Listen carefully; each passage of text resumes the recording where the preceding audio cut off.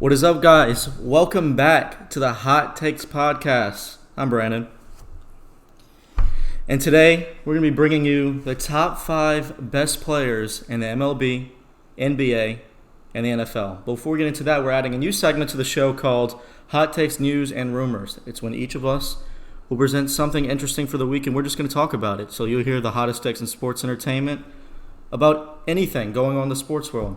Before we get into that, I want to say follow us on Twitter at HotTakePC, at HateTakePC. It's in the top left corner of your screen.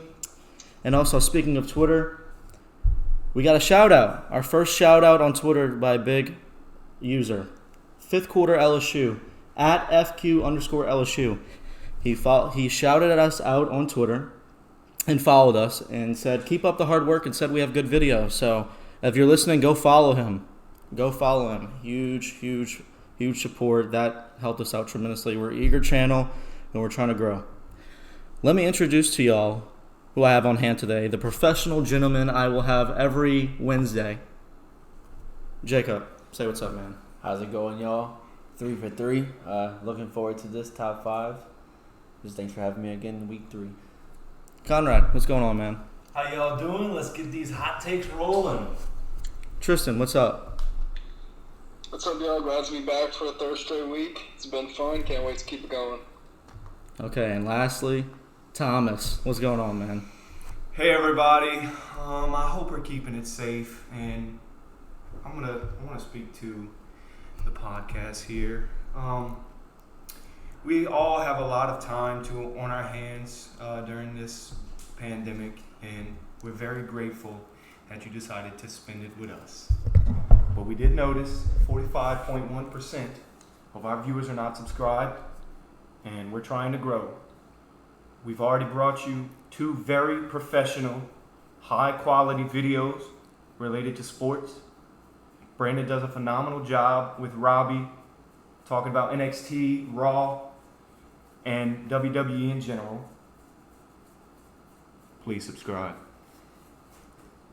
Thank you, Thomas. So let's just get straight into it. New segment, Hot Takes, News, and Rumors. Thomas, kick us off. Absolutely. I miss basketball and sports in general, but the coronavirus does not. All major sports leagues aren't quite sure of how a season with fans in attendance would work. So I say all professional leagues should not allow fans at any games this upcoming season, which will guarantee a double in the millions and millions of viewers that would come from the exasperated sports fans who are just dying to see a simple bounce pass or even sliding into first base. Ticket sales are crucial for the NBA, and they're going to lose over $1 billion strictly off of ticket sales alone. Why would viewership increase? Well, fed-up wives that are getting aggravated from sports-deprived husbands will surely seize the opportunity to distract them. And also, any sports fan, whatever sport is your forte, won't matter, as even for non-basketball fans, the passion of being a lover of sports will make you interested enough to watch. Renegotiate contracts with the TV broadcast companies to maximize the NBA's TV profits as much as they can to ease into the future full-time return of the NBA. And NBA contracts tallying upwards of $200 million may not be a possibility for the upcoming stars of the league for a while without any profit at all coming from this season, as teams and owners clutch their checkbooks dearly. However, the NBA and Mr. Silver are in a unique position. 3 quarters into their season, I believe they have the opportunity to forego the remaining 20 or so games and enter into the playoffs right away. We deserve a Western Conference Finals titled the Battle of LA, and Giannis should have an opportunity to take the East and prove he's the best player in the NBA. The NBA could also go a more generous way and create a play-in style tournament for lower seeded teams to enter the postseason.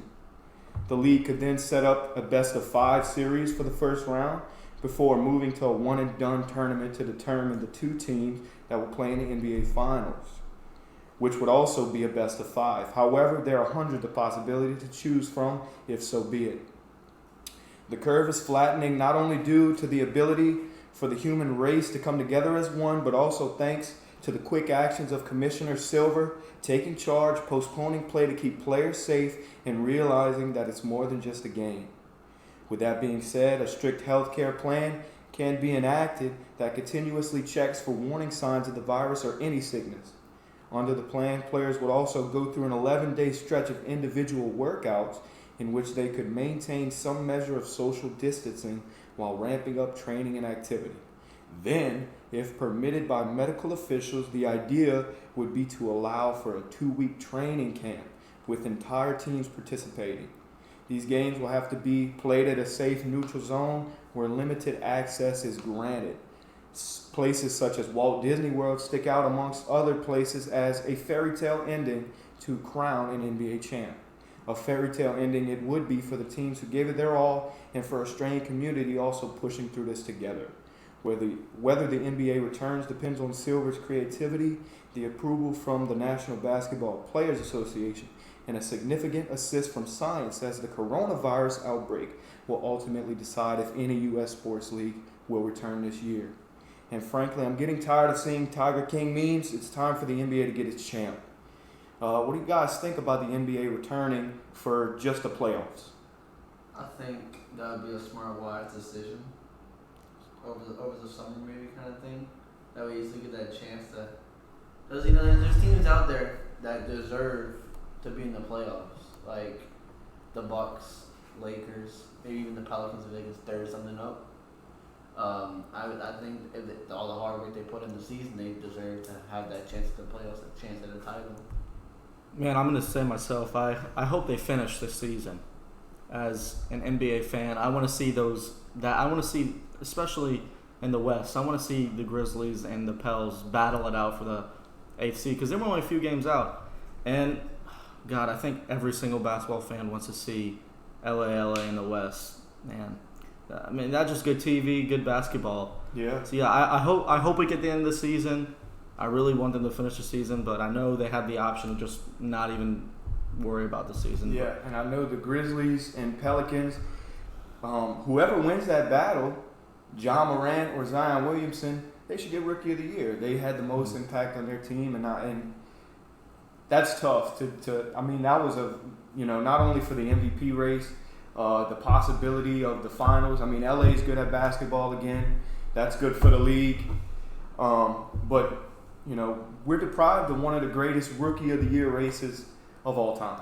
If I can remember recently, I remember Zion came out and he said Ja deserved it. But I completely agree with you. Whoever won that 8th seed, that rookie of that team should get that award. And I think they're both worthy people of that. But I hope we finish it, but we'll see. So I guess we can move on. I'll take my news and rumors. It's about the NFL pass interference challenge rule.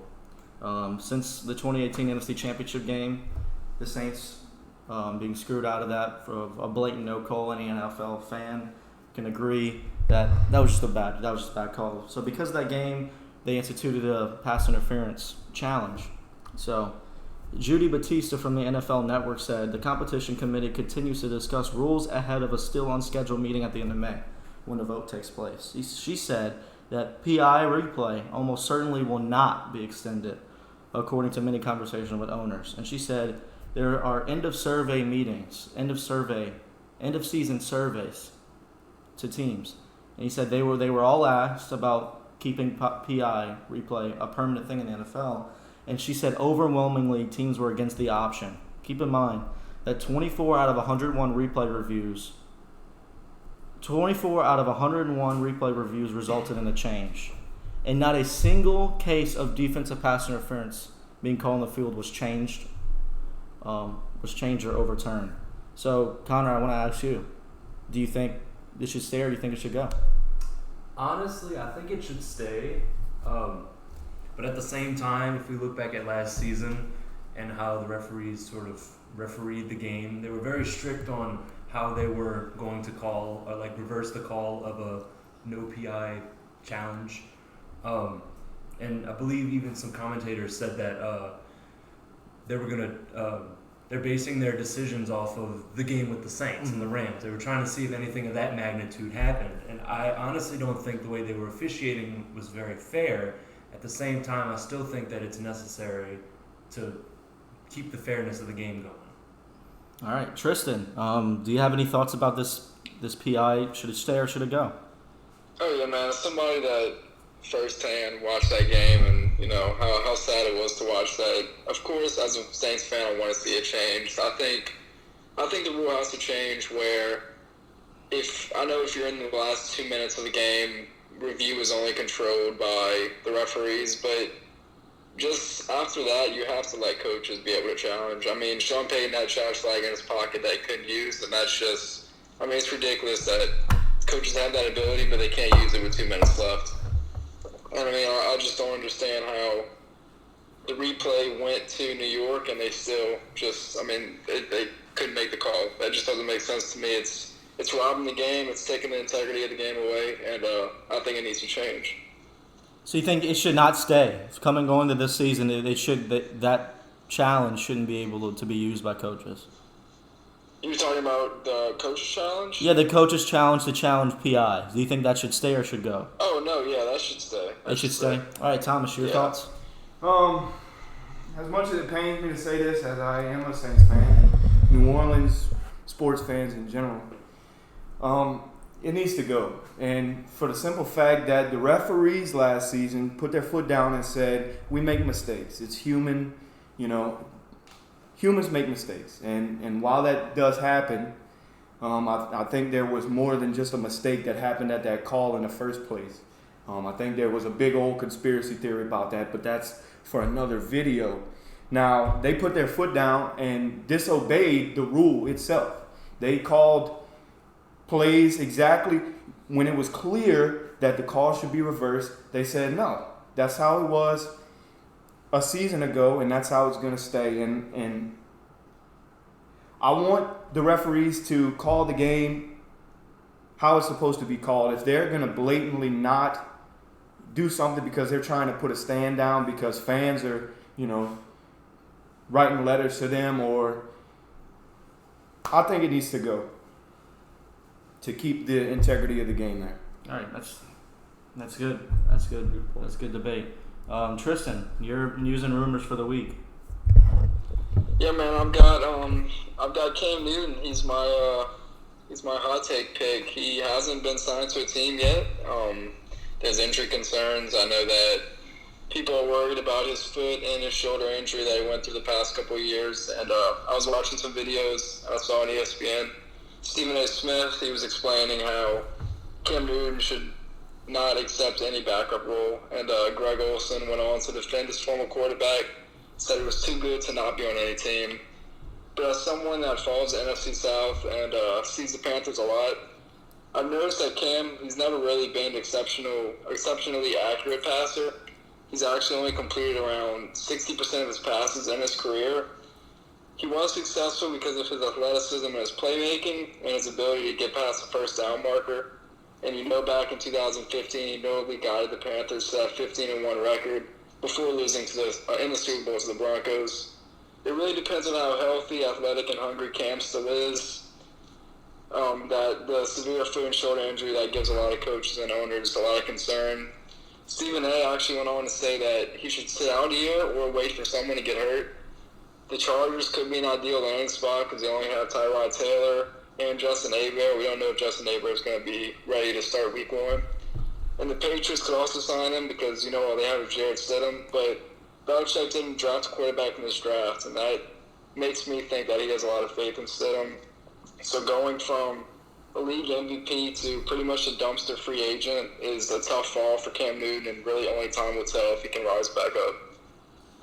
Yeah. Anyone has any thoughts on Cam? I think he should sit out of season. I think he's just been such a risk of getting hurt over and over again. I feel like it would be too early to go back in there. He has a good chance of getting hurt again, and then maybe it could ruin his whole career. I think he should sit out of season, work on rehab, get better, and then come back stronger than he's probably ever been. I agree with you, Jacob. I think he's been doing that already, and while extra time would help, maybe he sits out and honestly, I think he should go play for the Steelers. Maybe not, Stephen A. doesn't think he should be a backup, but I know Big Ben doesn't have that much time left, and Juju's a fun guy to play with. I'd keep an eye on the Steelers if I was Cam. Is that it for Cam? Yeah. All right, Conrad. News and rumors for the week. So my news and rumors is gonna be a little short, but it's interesting. So we all know the legendary Khalil Mack. No one's really heard of him having a brother, Ladarius Mack. And this past week, the Bears actually signed him as an undrafted free agent out of Buffalo. So I was watching some film of this guy before recording this podcast, and he's not the biggest guy. He's not as big as his brother, obviously. He's coming out of college, but he looks like he has potential. And if his brother can serve as a mentor for him, then the Bears can have an unstoppable defensive front. I'm sorry, Jacob, to your Packers, but because he's a defensive end, so him rushing, his brother rushing, they can have basically the same frame.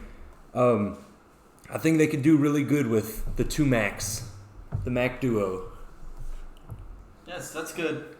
That's good information to bring on here. Yeah, I'm pretty sure most of our viewers didn't even know he had a brother. I'm sure that's going to be a huge benefit to the Bears. Mm-hmm. Jacob, your news and rumors?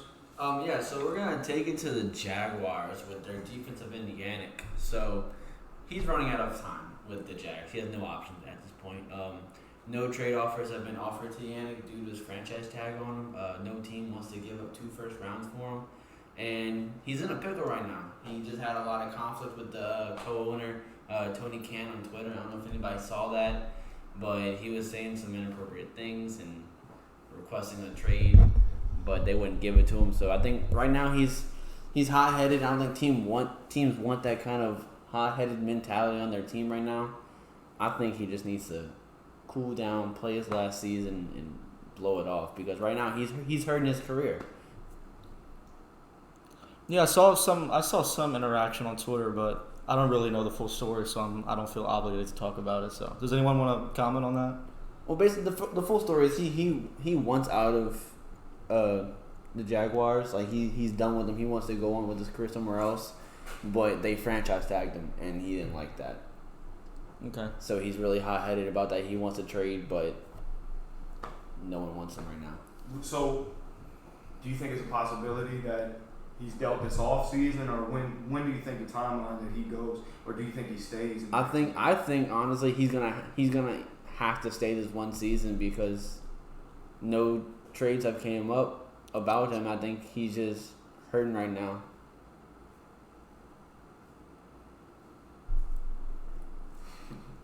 I have something else. Jacob, you made some very, very good points. I did not know about the whole situation on Twitter. That very, very interesting. But something I learned this morning, actually, Frank Gore, the NFL's third most rushing leader, is coming back for his 16th season. And some more family data. His son's actually starting his college football season. So if this is a big if, because this is his 16th season in the NFL. Hot take. So if he does stay for a while, he may play with his son, which is a very interesting thing. I don't think it's going to happen personally, just because Frank Gore, he's getting up there in age. I personally think he's hit his prime in the past. I think Frank Gore's still efficient though. He still proved that. He is. Yeah. But he's. There comes a point whenever somebody doesn't want to keep going from team to team, because this is his third consecutive year with a different team. That's crazy. If he wants to keep moving around the country to different teams, because these teams are signing him to 1-year deals, then that's great. It'd be great to have Frank Gore in the league long enough for his son to be that. That'd be a pretty cool statistic to have, you know. That is really cool, and I think it's a very unique time in sports. This will be the first time that you've seen an NFL player play with his son, and also an NBA player doing it at the same time. absolutely believe that Bronny's going to be drafted somewhere around 22, 23, and LeBron James is certainly going to be playing in the NBA. And that's going to be, what a game that's going to be. It's going to be the first time that's ever happened. And possibly Frank Gore might be running against his son. Who knows? But it'll be very interesting to see. Tristan, you have anything to add to that? Connor, what position does his son play? Oh, that's a great question. I'm not sure on that one. I read an article this morning that said that he was starting his college football career. Oh, okay. I was gonna see if maybe they're on the same side of the ball or if they're on separate sides. Trying to find that real quick. Oh, he's a running back. He is a running back. Yeah. Okay. Yeah, he's a running back. Runs in the family. He's only 5'5", so he'd be just as short as his dad, pretty much. That's good news. Mm-hmm. That's pretty cool to hear. Yeah. I can relate that, and that's good contribution with LeBron James' son and him. Hopefully, I'd like to see them play on the same team. I would really like to see That would be really cool. That would be really cool. Bronny would definitely be a first round pick. Do you think the Lakers would fall to pick him up? No. Who knows? I mean, it's 3 years away probably. So I don't know. If Davis re-signs and keeps that team together, then I don't think they fall. But who knows? Like Tristan said, 3 years in the future, we'll find out. Yeah, that's good contribution. So that's going to wrap it up for this first segment of Hot Takes, News, and Rumors. So we're going to transition to the 5 best players in the MLB, NBA, and NFL. Now, keep in mind, this isn't their career. These rankings aren't based on their career, or these rankings are active players. So keep that in mind when you hear this list. We're going to start with MLB, and since MLB is special, we have a pitchers list and a hitters defense list. So Tristan's going to kick it off with the pitchers list, and we're going to each person working on each sport's going to have an honorable mention in the top 5. So we're going to kick it off with the pitchers, and Tristan, who's your honorable mention pitcher?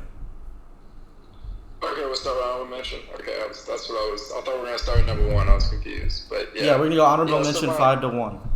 Okay, gotcha. Okay, so yeah, for my honorable mention, just out of the top 5, coming off a great year, I have Nationals pitcher Steven Strasburg. He ended the 2019 season really on an absolute roll.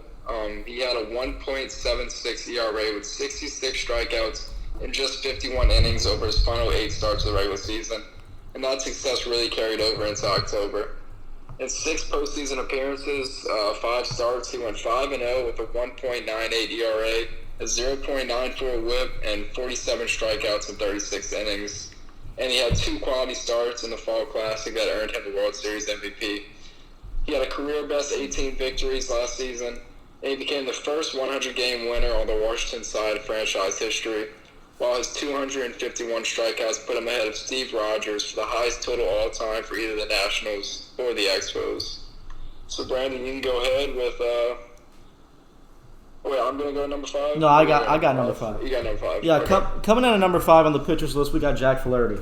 And Jack Flaherty, pitcher for the St. Louis Cardinals. Man, this guy's a great story. I'll just talk about July 2nd. July 2nd, the game that he pitched, he allowed 7 hits, 4 walks, and 4 earned runs in just 4.2 innings against the Seattle Mariners, raising his ERA to 4.9 over his first 17 starts of the 2019 season. After that, something kind of flipped with Jack, which makes his story so great. After that, he threw 7 strong innings in his next start and went on to post a .93 ERA and a .70 WHIP with 130 strikeouts and 106 innings over his final 16 starts. He allowed just 50 hits for a 139 opponent's batting average during that span. With the St. Louis Cardinals chasing a postseason berth, he was at his best in September, pitching a .82 ERA and a .57 WHIP while allowing just 17 hits in 44 innings. The 24-year-old finished the 2019 season with as much momentum as any pitcher can in baseball, and I personally think he finished this season with probably the most momentum with any player in in Major League Baseball. I think he starts 2020 just as hot. So, Tristan, number 4? Yeah, number 4, I've got Justin Verlander. He's getting up there with age. He's been around for a while. He's 37, but He just won his second career AL Cy Young Award last year, posting an incredible Major League leading whip at .80. He had the most innings pitched at 223, and he had the most starts with 34. He really only finished second to our number one on this list is Garrett Cole, but Justin Verlander finished second with ERA of 2.58 and strikeouts of 300. In my opinion, his most impressive stat was holding his opponents to a 172 batting average, which is the fourth lowest single-season mark all time, only behind Pedro Martinez, Luis Tyan, and Nolan Ryan. That's impressive company. And in 2019, he also led the league in wins and most strikes thrown. At 225 wins and counting, Verlander has a clear path to Cooperstown, as he is on pace to grab a phenomenal 300 wins. So Brandon, take it away with number 3. Yeah, number 3, I have Max Scherzer. Even though he missed some time in July due to a back injury, he's been nothing but dominant last season and going into this season. He had a strong regular season that netted him a third-place finish in the Cy Young voting. Scherzer had a 2.4 ERA with 37 strikeouts and 30 innings over 5 starts, and one relief appearance in the postseason during the Washington Nationals' run for a world title. It is reasonable to assume he will start to slow down at some point in his career, but after he posted a career-high 12.7 strikeouts per game with a brilliant 243 to 33 strikeout-to-walk ratio in 117 innings last season, there's no reason to bet against him going into 2020. I think he's going to be one of the hottest pitchers going into next season whenever the season starts. So that's why we have him at number 3, and now Tristan coming with you at number 2. Yeah, number 2, I've got Jacob deGrom. Over the past 2 seasons, no pitcher has been better than deGrom. He won 2 straight National League Cy Young Awards. He was so dominant in 2018 that he actually raised his ERA by .73 points and still repeated as a Cy Young Award winner. During that 2-year stretch, he posted a 2.05 ERA and recorded 524 strikeouts in just 421 innings. No pitcher has been more valuable, and only Mike Trout and Mookie Betts had a higher measured value to their respective teams. The most impressive stat is that in 64 starts, 51 redeemed a quality start, meaning that he pitched 6 innings or more and gave up 3 runs or less 80% of the time. The 31-year-old was a late bloomer, winning the Rookie of the Year award in his age 26 season, so he has a lot less mileage on his arm than many pitchers his age. Brandon, you can finish us off with number 1. Yeah, many people watching this are going to say Jacob deGrom should be number 1, but remember, this list is based off going in the 2020 season, and strictly off of that, we're going to have to put Garrett Cole at number 1 for the Hot Takes podcast. Garrett Cole deserves number 1. He had a record-setting 9-year, $324 million contract, and the question is, will he live up to it? The answer is absolutely. The 29-year-old put together a remarkable 29 season. He led the AL in ERA with a 2.5 ERA and in 326 strikeouts, both categories, while finishing runner-up to his teammate Justin Verlander at the time in the Cy Young voting. His 13.8 strikeouts per game is the single-season record for a qualified starting pitcher, and he tailed double-digit strikeouts in 21 of 33 starts, including 9 in a row to close out his regular season. That's just remarkable. Now he joins a New York Yankees team that will be relying on him to anchor the starting rotation. Interestingly, Cole has made just 1 career start at Yankee Stadium, allowing 7 hits and 3 earned runs over 6 innings all the way back in 2014 when he was still a Pittsburgh Pirate. Even though that Pittsburgh Pirate ballpark is a hitter-friendly ballpark, Cole's stuff will play anywhere. He's one of the best pitchers, and he has number 1 on the list, and he's number 1 going into 2020 on the Hot Take podcast. Now we're going to transition to hitters and defensive players. I'll start with honorable mention. At honorable mention, I have Alex Bregman. Alex Bregman, a 2-time All-Star at third base. The 25-year-old Astros star had a breakout season in 2018, then followed up with an MVP caliber campaign in 2019 when he racked up 41 homers and 112 RBIs while posting a 1.015 OPS. He finished second in the AL MVP voting, but only behind Trout. This guy's going to keep it up in 2020, and that's why we have an honorable mention. Tristan, take it for number 5. Yeah, with number 5, this might be a surprise to some, but I've got Braves outfielder Ronald Acuna Jr. He's perhaps the greatest young player in baseball. In his age 22 season, Acuna was just 3 stolen bases shy of joining the illustrious 40 home run, 40 stolen base club, occupied by only 4 players ever. Alfonso Soriano, Jose Canseco, Barry Bonds, and Alex Rodriguez. He hits for power too, blasting 41 homers and stealing 37 bases, joining Mike Trout as the only player to have a 30-30 season before he turned 22. Many teams have forced him into the cleanup spot to pick up RBIs, but Acuna loves to bat first. He has a true power bat, taking numerous first pitches over the wall. The moment hasn't been too big for Acuna either, hitting a huge grand slam in Game 3 of the NLDS against the Dodgers in 2018, one of the youngest players to ever accomplish that feat. As he continues to lead a successful Atlanta Braves team to division championships, Acuna should only get better as he terrorizes opposing pitchers. Brandon, you can go with number 4. Yeah, this guy, number 4, man, I'm excited about this guy going into 2020. This guy knows how to sell jerseys, and this guy knows how to make the game of baseball exciting. Number 4, we have Mookie Betts. Though the 2018 AL MVP, he took a step back in 2019. He still finished with 29 homers, 40 doubles, and 16 stolen bases, and a .915 OPS. It wasn't quite the .346, .438, .640 hitting line from the 2018 season, but the 4-time All-Star did enough to earn his 3rd Silver Slugger and 4th Gold Glove.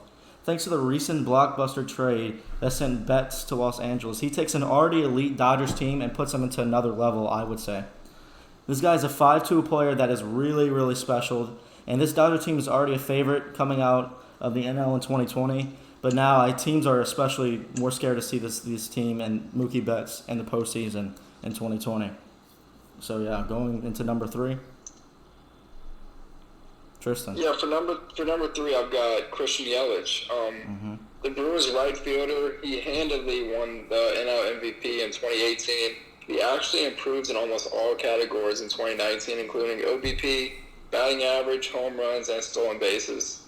He could have easily won his 2nd straight NL MVP award in 2019, but was forced out of the last month of the season with a fractured kneecap, and ultimately finished 2nd to champion Cody Bellinger. Yelich led the NL in batting average at .329 and on-base percentage at .429.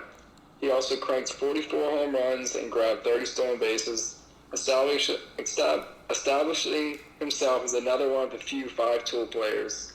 Yelich is also one of the clutchest hitters in the game, as he hit .384 in high-leverage situations and hit .273 with 2 outs and runners in scoring position.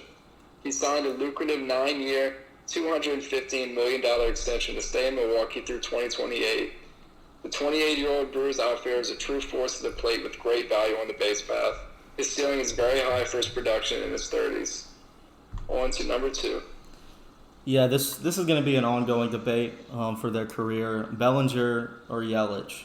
You see the commercials. They're always having commercials. You see the stat lines are pretty much close together. But since I got to give it the number 2 to the reigning NL MVP, Cody Bellinger. Massive jump for the 2018 season with a .305 batting average with 47 homers, 115 RBIs, and a 1.035 OPS, all while playing Gold Glove award-winning defense in right field. Bellinger's trophy case also includes the 17 NL Rookie of the Year, and he's averaging 37 homers and 96 RBIs in his first 3 big league seasons. Now close the list with the obvious number 1 here, Tristan. Yep, for number 1, should be no surprise to anybody. It's Mike Trout. He holds this prestigious spot after winning his 3rd straight American League MVP award. I think people forget that he's just 28 years old and he continues to get better every year, hitting 45 home runs in just 134 games last year.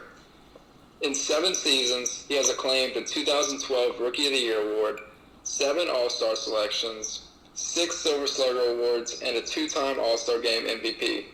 With an easy 10 years left in the tank, Mike Trout will establish himself as the greatest of all time in the sport. He is 6'2", 230 pounds, about the size of a linebacker, and he can leap just as high as LeBron James. Not to mention, he's also one of the fastest players in baseball, leading the league in stolen bases in his rookie year and runs scored in the first 2 seasons. Trout is also one of the few 5-tool players in the league, meaning he hits for average and power and has elite speed, arm strength, and fielding. Mike Trout brings such a large presence at the plate, and he takes a crazy amount of walks, so it limits the amount of hits he gets. The only thing holding Mike Trout back is playoff appearances, with just 1 in 2014 when the Angels were swept by the Royals. He signed an outrageous 12-year, $428 million contract through 2030, so it's up to the Angels to build around him. Remember this statement: superstars are made in the regular season, but legends are made in October. Trout needs to get there pronto. Yeah, it's Mike Trout. You had legends like Albert Pujols and Miguel Cabrera called him a future Hall of Famer, and he's only 28. I feel with the addition of Rendon and manager Joe Madden on the squad, I think Mike Trout is destined for his first postseason appearance this year. That's my hot take about that. Now moving on, we have Thomas bringing you the top 5 players in the NBA. Thomas, you want to tell us your top 5 players in the NBA? I absolutely want to do that. I'm very passionate about the NBA. That's my crescendo. What a weird time we got going on in the league right now, where big men, you'll need a map guarding the big men, and they'll pull up and shoot a 3 on you in your face. That's crazy, and an old man dominates the basket. So with number 5, this is a very personal one for me, with me being a Pelicans fan and everything, and I got Los Angeles Laker Anthony Davis. And he got exactly what he wanted. Now, I finally have the platform to talk about the whole situation, so I'm going to do a little bit about that. Anthony Davis, he got exactly what he wanted, and all he had to do to get it was hold his team hostage. Expressions of player empowerment are essentially expressions of value. If you're as great a player as Davis, you can wield your power as you see fit and still reach a largely positive outcome. Yet in doing so, he upended my Pelicans' entire season. Everything New Orleans did from that point was framed around Davis. The Telegraph pressure to trade him by the deadline, and the Pelicans' decision to not to. New Orleans' attempts to sit Davis in the league, mandating his participation. The Pelicans' attempts to move on, and the cloud Davis cast over their entire franchise. Part of understanding the value of a player like Davis comes from grasping fully the damage he's done. It's not inconceivable that Davis could be both the league's best defensive player and best offensive player in a given year if everything broke just right. Working at a high level on both sides of the ball is worthy of a different kind of consideration and perhaps even different allowances. The range of what the right team could do with Davis is dizzying. There just aren't many limits when the best pick-and-roll big in basketball also might be the best face-up big, the best transition big, and maybe even the best mid-range shooting big. Despite the sour taste left by his departure, Davis has great chemistry with LeBron, and the move was the best thing that could have happened to him. With an unfortunate ending to the season, a championship that may go unclaimed should have been the first on Davis's resume. Here's number 4.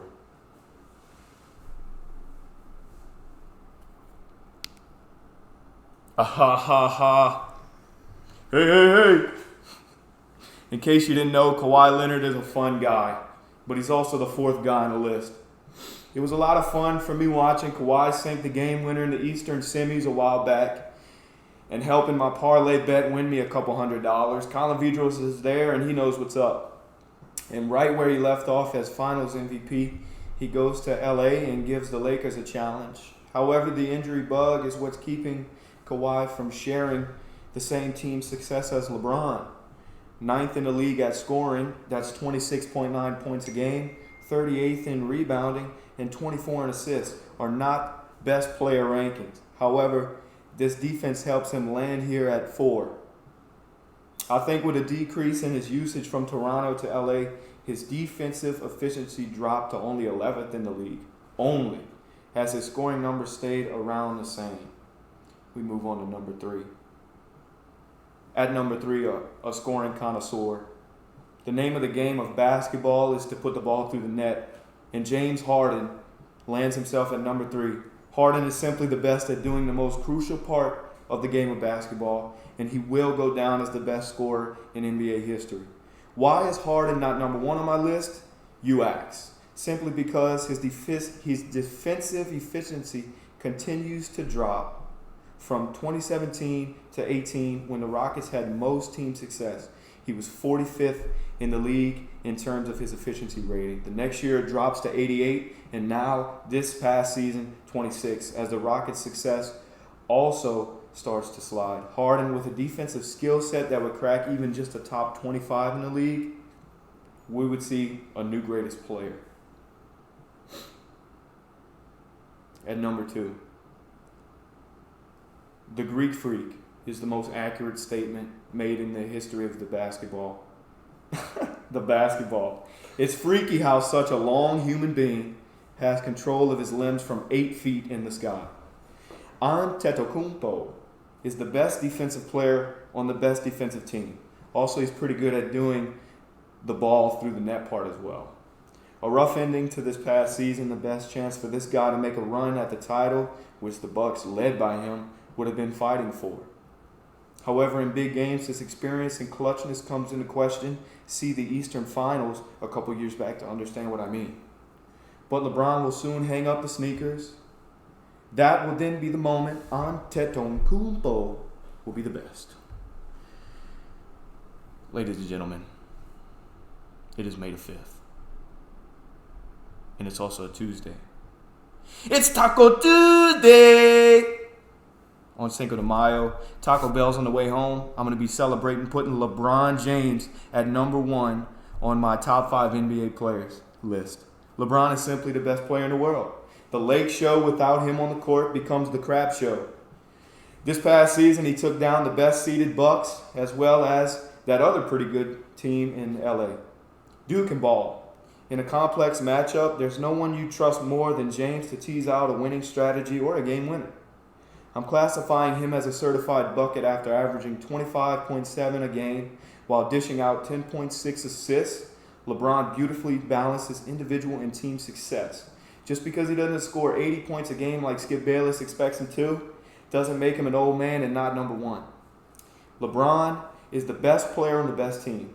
When LeBron sees the bat signal in the sky, he answers the call. That call is to go out and prove that the Lakers are the true title favorites, which he does on a daily basis. That was my top 5 NBA players list. We're going to transition on to the NFL, led by Conrad and Jacob. Take it away, boys. Yeah, before we do that, I'm going to ask you. You said LeBron James is the best in the world. And so with The Last Dance happening on ESPN right now, I want to ask you, MJ or LeBron? I say that's a tough question to ask because they're in 2 totally different eras. And I say in the 90s, it was Jordan, and now it's LeBron. I just can't simply pick a favorite unless they go up on the court in their primes and play against each other, which is not possible. I think we just need to stop debating and start appreciating what we have. That's a great answer. But yeah, now we're going to transition to the NFL after that important question. We got Jacob and Conrad both giving us their top 5 list. Let's hear it from them. Yeah, that's very interesting that you brought up how there are 2 different eras because in the NFL, with the latest passing of Tom Shula, obviously that saddened all NFL fans' hearts because he was obviously arguably the best coach in history. But on TV this morning, they brought up a good point that what he's done is unprecedented even in today's world. Like you look at coaches like Bill Belichick, who people say is the best coach nowadays. They only had 14 games when Tom Shula was a coach. 14 games in the regular season as compared to 16 now. So the fact that Tom Shula is the winningest coach in history after playing seasons of 14 games, that's just big in itself. I just wanted to throw that hot take out there since we were talking about eras. I like how you brought that in there with the NBA. Starting out at the top 5 list of the NFL, I talked about him a little bit earlier. I have the Mack truck, Khalil Mack from the Chicago Bears. If I could go back in time to warn the NFC North quarterbacks about this guy in 2019, I definitely would. I'm talking Rodgers, Cousins, Stafford. They all succumbed to the Mack truck last year. No doubt he was one of the most dynamic playmakers in the NFL. 40 solo tackles, only 7 assisted tackles. Do you know who else gets those numbers, boys? Cornerbacks. Defensive backs. They have those ratios. The fact that he made 40 solo tackles, mostly on the line, is a huge deal. 5 forced fumbles on the season. That's tied for the third most by a player on the defense. And no one could touch him. He was just simply unblocked. That there were a few plays, linemen just let him go. And I was watching and I'm like, what are you doing? With that in consideration, the Bears also had the 5th toughest schedule according to CBS, facing offensive-heavy teams like the Packers, the Vikings, New Orleans, Kansas City, Dallas, just to name a few. And yeah, I have Khalil Mack as my number 5 on the top 5 NFL player list. Jacob, number 4? Yeah, man, I agree. That would be a nice pick for number 5 with a defensive end with Khalil Mack. So we're going to bring it to number 4. I have a running back. I'm going to say it is Derrick Henry, who is an absolute bulldozer. And his 2020 stats just say it all for him. He was tied first for the rushing touchdowns with Aaron Jones, and he ranked first in among rushing yards, accumulating over 1,500 yards. I believe if it wasn't for Lamar Jackson having a stellar dual-threat season, Derrick Henry definitely would have had a shot at MVP in the 2019 season. Derrick Henry almost had a Cinderella story for himself, carrying a 9-7 hurting Titans team to the AFC Championship, just falling to the Kansas City Chiefs. And then so, bring it to number 3 with Conrad. So at number 3, I'm gonna get thrown some hate for this pick. I actually have the league MVP, Lamar Jackson, as the number 3 best player in the league last year. Yeah, he choked in the playoffs for the 2nd straight year, but the dude's got serious skill. The reason I put him at 3 is because most of his duties was on the ground.